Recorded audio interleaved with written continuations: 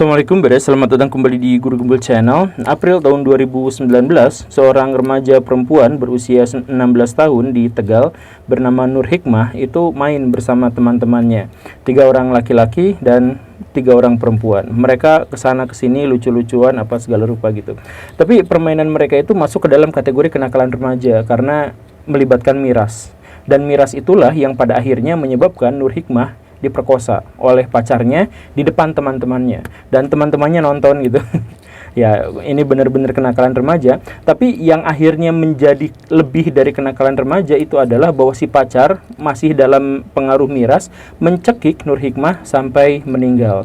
Jenazahnya kemudian diikat, kemudian dimasukkan ke dalam karung, karungnya dimasukkan ke dalam sebuah rumah kosong dan ditinggalkan begitu saja. Miris. Dan sejak saat itu Nur Hikmah dilaporkan hilang. Tidak ada yang mengetahui, tidak ada yang bisa menyelidiki, dan laporan kepada polisi pun hanya sekedar gadis remaja 16 tahun yang hilang. Tetapi sekitar 3 bulan kemudian, rumah kosong itu yang jaraknya cukup jauh dari warga tapi ada di pinggir jalan, itu konon katanya dihuni oleh hantu. Jadi orang-orang yang lewat situ di malam hari itu konon katanya melihat hantu. Ada hantu di situ. Si hantu itu biasanya berdiri tegak atau terbang atau apa, tetapi menunjukkan undangan bahwa seseorang itu harus masuk ke rumah kosong itu gitu. Ya, itu terjadi selama 1 bulan penuh, dan saksinya bukan hanya 1 orang, banyak sekali orang yang telah melaporkan bahwa di rumah kosong itu sekarang dihuni oleh hantu yang sangat menakutkan. Yang hantu itu, hantu perempuan itu seakan mengajak orang-orang untuk masuk ke dalam rumah. Ya, karena penasaran, banyak orang juga yang berpikir itu jadi tempat uji nyali, banyak orang yang berpikir kemudian itu adalah sesuatu yang harus diselidiki dan seterusnya, hingga memang warga memutuskan untuk datang ke rumah kosong itu, dan ternyata benar, mereka menemukan jenazah Nur Hikmah yang sudah ada dalam karung, tinggal tulang belulangnya saja. Jadi daging-dagingnya tinggal sedikit karena sudah dimakan oleh hewan-hewan yang ada di sana. Luar biasanya adalah bahwa kasus ini awalnya dianggap misterius, tetapi setelah melibatkan hantu, maka kasus ini terbuka bahwa penyebabnya adalah Nur Hikmah bukan hilang, tetapi meninggal dibunuh oleh pacarnya di depan teman-temannya. Teman-temannya itu kemudian mengaku dan kasusnya dianggap selesai. Luar biasanya adalah menurut pengakuan teman-temannya, Nur Hikmah juga sering datang sebagai hantu ke mereka, termasuk juga Nur Hikmah juga datang ke rumah keluarganya. Bahwa dalam sebulan itu Nur Hikmah memang terus-terusan mencoba untuk memberikan petunjuk kepada orang-orang bahwa dirinya memang ada di sana, jenazahnya. Ya, Baraya tentu saja bisa mengabaikan cerita tentang hantu. Baraya bisa mengabaikan dengan cerita bahwa hantu itu hanya cerita rakyat, bahwa itu sebenarnya halusinasi, bahwa itu delusi, itu tidak benar, itu ada banyak cerita-cerita spekulatif, kebohongan dan sebagainya. Oke, kita bisa menerima pendapat itu. Tetapi kita harus mempertimbangkan jika hantu-hantu yang dianggap mitos itu ternyata terlibat dalam kasus-kasus yang legal dan menjadi penentu untuk vonis bagi keputusan-keputusan yuridis. Luar biasanya bukan hanya kasus ini saja. Ketika kita misalkan menelisik ke seluruh dunia, ada banyak sekali kasus-kasus di dunia di mana masalah terpecahkan, kasus terpecahkan bukan gara-gara detektif atau polisi, tetapi gara-gara hantu. Simak beberapa video yang lain untuk mengasah logika kita, bagaimana ceritanya kita bisa menemukan akar logisnya, akar rasionalnya tentang kasus-kasus ini. Yuk kita mulai.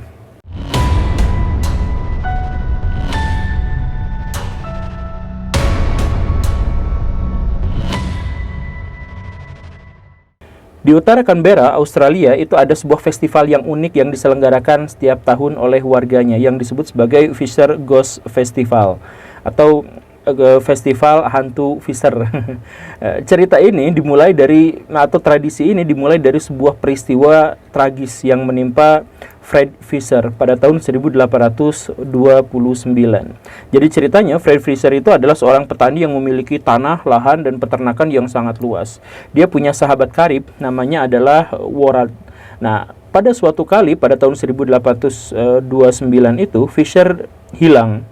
Tetapi hilang sambil meninggalkan sebuah surat wasiat kepada Worrad bahwa dirinya mau pergi ke Inggris, pulang ke Inggris dan tidak akan kembali ke Australia. Seluruh aset yang dimilikinya itu diserahkan kepada Worrad. Gitulah sahabatnya. Begitulah kurang lebih ceritanya. Nah, tetapi setelah kejadian itu selama berbulan-bulan ada di sana, di salah satu sudut dari tanah yang dimiliki oleh Fisher sebelumnya, itu ada sungai dan di atasnya itu ada jembatan rel kereta api. Nah, di situ tiba-tiba angker karena banyak orang yang melihat penampakan hantu Fisher. Fishernya kan dikatakan pergi ke Inggris untuk pulang kampung, tetapi di situ ada hantunya. Hantunya berwujud Fisher dengan pakaian yang biasa dia gunakan, tetapi warnanya putih dan pucat. Nah, orang-orang yang suka lewat situ, itu suka melihat Fisher dalam kondisi Fishernya sedang menunjuk ke satu tempat. Dia menunjuk seperti itu, menunjuk ke satu tempat. Ini terjadi lama sampai akhirnya salah seorang warga lokal di situ, yang namanya adalah Farrell, itu juga melihat kejadian itu dan dia kabur ke hotel dalam kondisi yang sangat gelisah. Kemudian dia ceritakan kepada orang-orang di hotel sana bahwa saya melihat Fisher, hantu yang biasa kalian lihat juga di sana. Tapi dia seperti ingin menceritakan sesuatu pada saya. Dia menunjuk satu tempat, dia katakan seperti itu. Maka ya keesokan harinya, ya walaupun ini sebenarnya juga oleh masyarakat pada waktu itu dianggap cerita bohong-bohongan gitu atau cerita hanya mitos saja dan sebagainya, tapi gara-gara ini sudah kadung menjadi buah bibir, maka banyak juga beberapa orang kemudian memutuskan untuk datang ke lokasi tempat Fisher menunjuk satu tempat atau hantu Fisher menunjuk satu tempat. Dan ketika tempat itu diselidiki kemudian digali, ada jenazahnya. Ada jenazah Fred Fisher di situ. Polisi kemudian datang ke Worad. Worad, mana surat wasiat Fisher? Kan surat wasiat Fisher itu menunjukkan bahwa dia pergi ke London, kemudian menyerahkan harta warisannya, tanahnya, semuanya sama kamu. Oh iya, ini suratnya begini. Tapi kemudian ditunjukkan kepada Worad bahwa Fisher dibunuh, bukan pindah. Kamu kan pelakunya. Setelah interogasi penyelidikan begini dan begitu, akhirnya kasus ditutup dengan Worad sebagai tersangka, di mana dia kemudian divonis hukuman gantung di depan publik. Nah, sekali lagi, kasus pembunuhan ini tidak terkuak kecuali oleh hantu. Dokumen-dokumen pengadilan itu tidak mencantumkan hantu ada di sana, tetapi mereka juga tidak mengingkari bahwa hantu terlibat pada vonis mati terhadap Worad. Luar biasa ya. Ya, silakan Baraya pikirkan, Baraya bisa nggak menemukan kemungkinan-kemungkinan yang rasional gitu. Bagaimana ceritanya ada kasus seperti ini? Bagaimana ceritanya hantu berbicara atau hantu berusaha untuk berkomunikasi kemudian menunjuk kepada orang-orang bahwa saya dibunuh di sini dengan cara seperti ini dan lain sebagainya. Silakan, saya terbuka sekali lagi ya, saya terbuka untuk semua kemungkinan, tapi coba saya tantang Baraya dengan kemampuan logika Baraya yang paling kuat untuk menjelaskan secara rasional apa yang sesungguhnya terjadi. Apakah hantu itu memang benar-benar nyata, atau itu sebenarnya ilusi, atau itu sebenarnya alam bawah sadar yang berusaha untuk berbicara kepada orang, atau ada ibu pertiwi atau jin yang berusaha untuk memberikan kabar tentang kematian itu, atau mungkin polisi bikin hologram misalkan untuk membuat masyarakat percaya dan tahu bahwa kasus ini sebenarnya adalah kasus pembunuhan dan sebagainya. Silahkan saya tantang Baraya untuk tulis di kolom komentar apa penjelasan rasional menurut Baraya gitu. Dan sambil Baraya berpikir seperti itu, saya jelaskan ada cerita yang lain yang serupa dengan itu. Jadi ini terjadi pada tahun 1897 di Virginia, Amerika Serikat, menimpa seorang perempuan yang bernama Zona Heiser Sue. Jadi ceritanya, dia divonis meninggal gara-gara kecelakaan. Sue itu meninggal gara-gara kecelakaan. Tetapi kemudian setelah itu ibunya digentayangi. Zona, putrinya, itu dibunuh. Bukan kecelakaan tapi dibunuh. Bahkan Zona itu datang ke ibunya dengan menceritakan secara detail. Saya dibunuh dengan cara seperti ini, begini, kondisinya begini, tempat kejadiannya di sini dan sebagainya. Dan siapa pelakunya? Ayahnya sendiri.